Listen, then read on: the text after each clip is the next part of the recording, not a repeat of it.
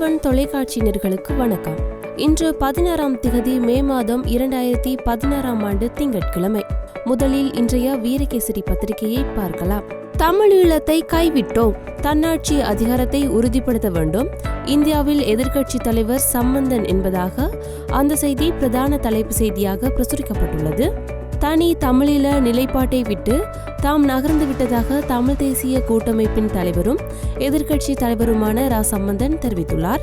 தமிழ் ஈழமே தமிழ் மக்களின் பிரச்சனைகளுக்கு இருக்கும் ஒரே தீர்வு என்ற நிலைப்பாட்டை வலியுறுத்திய வட்டுக்கோட்டை தீர்மானத்தை கைவிட்டு விட்டதாகவும் அவர் சுட்டிக்காட்டினார். ஜனாதிபதி மைத்திரிபால சிறிசேனவுடன் இணைந்து நேற்றைய முன்தினம் இந்தியாவின் மத்திய பிரதேச மாநிலம் உஜ்ஜைனில் நடைபெற்ற கும்பமேளா நிகழ்வில் கலந்து கொண்டிருந்த ரா சம்பந்தன் இந்திய பத்திரிகையான த ஹிந்துக்கு வழங்கிய நேர்காணலிலேயே இவ்வாறு தெரிவித்திருக்கிறார் என்பதாக அந்த செய்தி பிரசுரிக்கப்பட்டுள்ளது.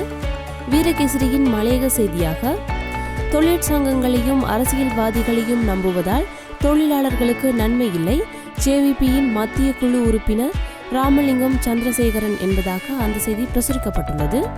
வீரகேசரியின் ஆசிரியர் தலையங்கம், தென்பகுதி அரசியல் தலைமகள் யதார்த்தத்தை விளங்கிக் கொள்ள வேண்டும் என்கின்ற தலைப்பில் இன்றைய ஆசிரியர் தலையங்கம் வெளியாகியுள்ளது.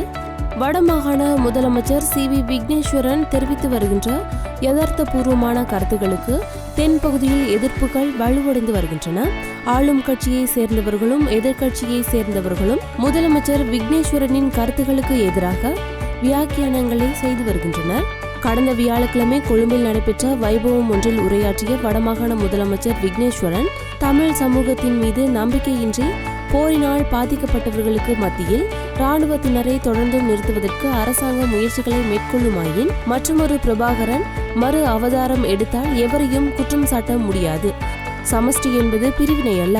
மத்திய அரசாங்கத்தின் நேரடி தலையீடுகளினால் வடக்கு மாகாண சபை தொடர்ந்தும் புறக்கணிக்கப்படுகிறது என்று கூறியிருந்தார் என்பதாக அதனை வலியுறுத்தி இன்றைய ஆசிரியர் தலையங்கம் பிரசுரிக்கப்பட்டுள்ளது.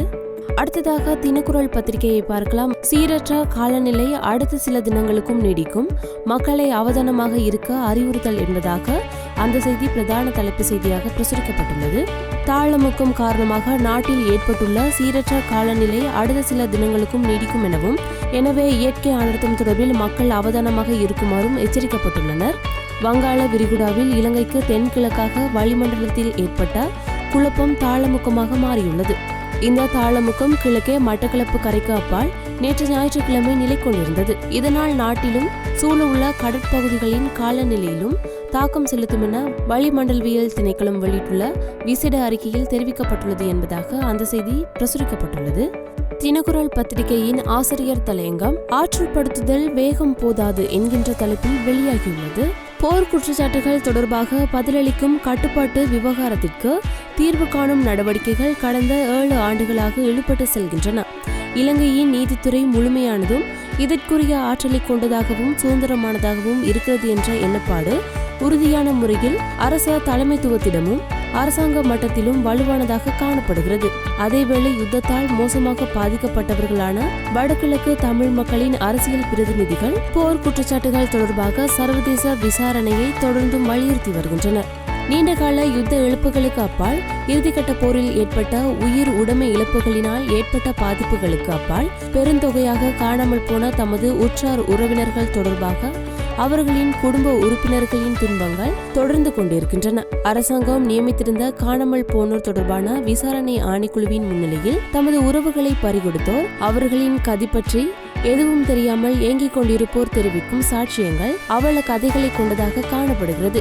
இந்நிலையில் அவர்களின் துன்பங்களை ஆற்றுப்படுத்துவதற்கு தேவையான நடவடிக்கைகளை, அதாவது பாதிக்கப்பட்ட மக்களின் துயரத்தை துடைத்து அவர்களின் மனக்காயங்களை குணப்படுத்தக்கூடிய நடவடிக்கைகளை அரசாங்கம் முன்னெடுப்பது குறித்து பரிசீலிப்பது ஆக்கப்பூர்வமானதாக அமையும் என்பதாக அதனை வலியுறுத்தி இன்றைய ஆசிரியர் தலையங்கம் பிரசுரிக்கப்பட்டுள்ளது.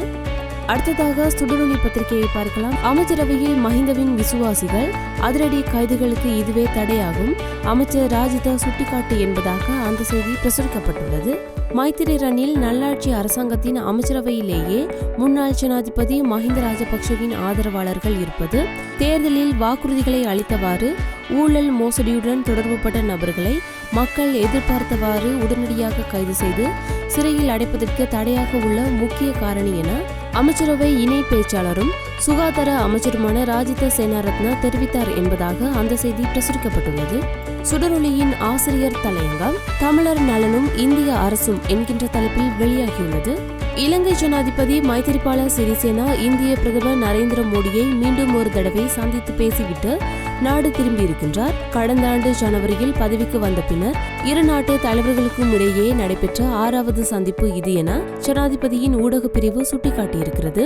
இலங்கையில் சீனாவின் வகிப்பகம் தொடர்பாக மீண்டும் ஏற்பட்டுள்ள சந்தேகங்களை களையும் வகையிலும் இந்த விடயத்தில் காத்திரமான செய்தியை நேரில் வழங்கும் வகையிலுமே இலங்கை ஜனாதிபதியை இந்திய மத விழாவை காரணம் காண்பித்து அழைப்பு விடுத்திருந்ததாக சில ஊடகங்கள் செய்திகளை பிரசுரித்திருந்த பின்னணியிலேயே இந்த சந்திப்பு இடம்பெற்றிருக்கிறது. ஆனால் இரு தலைவர்களுக்கும் இடையிலான புதிய கட்ட சந்திப்பை அடுத்து விடுக்கப்பட்ட அறிக்கையில் சீன விடயம் தொடர்பாக கலந்துரையாடப்பட்டமை குறித்து எவ்விடயத்திலும் நேரடியாக குறிப்பிடப்படவில்லை என்பதாக அதனை வலியுறுத்தி இன்றைய ஆசிரியர் தலையங்கம் பிரசுரிக்கப்பட்டுள்ளது.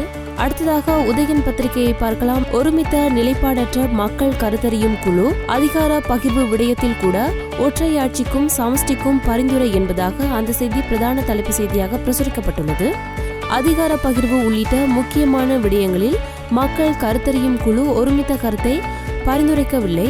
அதிகார பகிர்வு தொடர்பில் ஒற்றையாட்சி சமஷ்டி ஆகிய 2 விடயங்களையுமே மக்கள் கருத்தறியும் குழு பரிந்துரைத்துள்ளதாக தெரிய வருகிறது என்பதாக அந்த செய்தி பிரசுரிக்கப்பட்டுள்ளது. அடுத்ததாக வலம்புரி பத்திரிகையை பார்க்கலாம். இராணுவத்தை முற்றாக வெளியேற்றி போலீஸ் அதிகாரத்தை எம்மிடம் ஒப்படையுங்கள், வன்முறைகளை கட்டுப்படுத்துகின்றோம் CV என்பதாக அந்த செய்தி பிரதான தலைப்பு செய்தியாக பிரசுரிக்கப்பட்டுள்ளது. வடக்கிலிருந்து இராணுவத்தினர் முற்றாக வெளியேற்றப்பட்டு போலீஸ் அதிகாரத்தை மாகாண சபையிடம் ஒப்படைத்தால் யாழ்ப்பாணத்தில் அரங்கேறும் வன்முறை கலாசாரத்தை உடனடியாக கட்டுப்படுத்துவோம் என வடமாகாண முதலமைச்சர் CV விக்னேஸ்வரன் தெரிவித்துள்ளார் என்பதாக அந்த செய்தி பிரதான தலைப்பு செய்தியாக பிரசுரிக்கப்பட்டுள்ளது. அடுத்ததாக ஆங்கில பத்திரிகையான டெய்லி மிரர் பத்திரிகையை பார்க்கலாம். நாடளாவிய ரீதியில் கடும் மழை. காலி, களுத்துற, ரத்னபுர, பதுல்ல, மொனராகல மற்றும் நுவரெலியா ஆகிய மாவட்டங்கள் கடுமையாக பாதிப்பு. தொடர் மழையினால் மண் சரிவு அபாயமும் ஏற்பட வாய்ப்பு என்பதாக தேசிய கட்டிட ஆராய்ச்சி நிறுவனம் தெரிவிப்பு என்பதாக அந்த செய்தி பிரதான தலைப்பு செய்தியாக பிரசுரிக்கப்பட்டுள்ளது. அடுத்ததாக லங்காதீப பத்திரிகையை பார்க்கலாம். கடும் மழையினால் நீர்த்தேக்கங்கள் நிரம்பி போக்குவரத்து பாதிப்பு. 8 மாவட்டங்களில் மண் சரிவு அபாய எச்சரிக்கை என்பதாக அந்த செய்தி பிரதான தலைப்பு செய்தியாக பிரசுரிக்கப்பட்டுள்ளது. வீரகேசரி பத்திரிகையில் வெளியான இந்திய செய்தியாக இன்று தமிழக தேர்தல் அரவக்குறிச்சி தவிர்த்து 233 தொகுதிகளிலும் வாக்குப்பதிவு என்பதாக அந்த செய்தி வெளியாகியுள்ளது. தமிழகத்தின் 15வது சட்டசபைக்கு உறுப்பினர்களை தேர்ந்தெடுப்பதற்கான தேர்தல் இன்று திங்கட்கிழமை நடைபெறுகிறது. மொத்தமுள்ள 234 தொகுதிகளில் 233 தொகுதிகளுக்கு இன்று தேர்தல் நடைபெறுகிறது. கரூர் மாவட்டம் அரவக்குறிச்சி தொகுதியில் வாக்காளர்களுக்கு பணமும் பரிசு பொருட்களும் விநியோகிக்கப்படுவதாக வந்த முறைப்பாடு காரணமாக அந்த தொகுதியில் மட்டும் தேர்தல் ஒத்திவைக்கப்பட்டுள்ளது. அங்கு எதிர்வரும் 23ஆம் திகதி வாக்குப்பதிவு நடைபெறும் எனவும் 25ஆம் திகதி வாக்கு எண்ணிக்கை நடைபெறும் எனவும் தேர்தல் ஆணையம் அறிவித்துள்ளது என்பதாக அந்த செய்தி வெளியாகியுள்ளது. அடுத்ததாக வீரகேசரி பத்திரிகையின் உலக செய்திகள் பக்கத்தில் வெளியாகிய செய்தியாக ஈராக்கில் எரிவாயு தொழிற்சாலையில் IS தீவிரவாதிகள் குண்டு தாக்குதல், 12 பேர் உயிரிழப்பு, 25 பேர் காயம் என்பதாக அந்த செய்தி வெளியாகியுள்ளது. ஈராக்கிய தலைநகர் பக்தாத்திற்கு அருகில் அந்நாட்டு எரிவாயு தொழிற்சாலை ஒன்றில் தற்கொலை குண்டுதாரியொருவர் ஞாயிற்றுக்கிழமை நடத்திய தாக்குதலில் குறைந்தது 12 பேர் பலியானதுடன் 25 பேருக்கு அதிகமானோர் காயமடைந்துள்ளனர். இந்த தாக்குதலுக்கு IS தீவிரவாதிகள் உரிமை கோரியுள்ளனர் என்பதாக அந்த செய்தி வெளியாகியுள்ளது. சுடரொளியின் கேலி சித்திரம். ஊழல் மோசடிகள் தொடர்பாக ஜனாதிபதி ஆணைக்குழு விசாரணைகளை மேற்கொண்டு வருகின்ற போதிலும் இதுவரை யாரும் கைது செய்யப்படவில்லை. எனவே அதனை வலியுறுத்தும் விதமாக ஜனாதிபதி ஆணைக்குழு கதவுகள் மூடப்பட்டும் போலீசார் வெளியே உறங்குவதுமாக இன்றைய கேலி சித்திரம் அதனை வலியுறுத்தி பிரசுரிக்கப்பட்டுள்ளது. தினக்குரல் பத்திரிகையின் கேலி சித்திரம். அண்மையில் அதிகரிக்கப்பட்ட வெட்வரியினால் பொதுமக்கள் வாழ்க்கை பாதிக்கப்பட்டுள்ள நிலையில் தொடர்ச்சியாக பெய்து வருகிற கடும் மழையினாலும் அவர்களின் இயல்பு வாழ்க்கை பெரிதும் பாதிக்கப்படுகிறது என்பதாக அதனை வலியுறுத்தி இன்றைய கேலி சித்திரம் பிரசுரிக்கப்பட்டுள்ளது. இன்று கொழும்பிலிருந்து வெளியான நாளேடுகளினதும் யாழ்ப்பாணத்திலிருந்து வெளியான நாளேடுகளினதும் செய்திகளை பார்த்திருந்தோம். மற்றொரு நாளேடுகளில் நமது பார்வை நிகழ்ச்சியினூடாக சந்திக்கும் வரை நன்றி, வணக்கம்.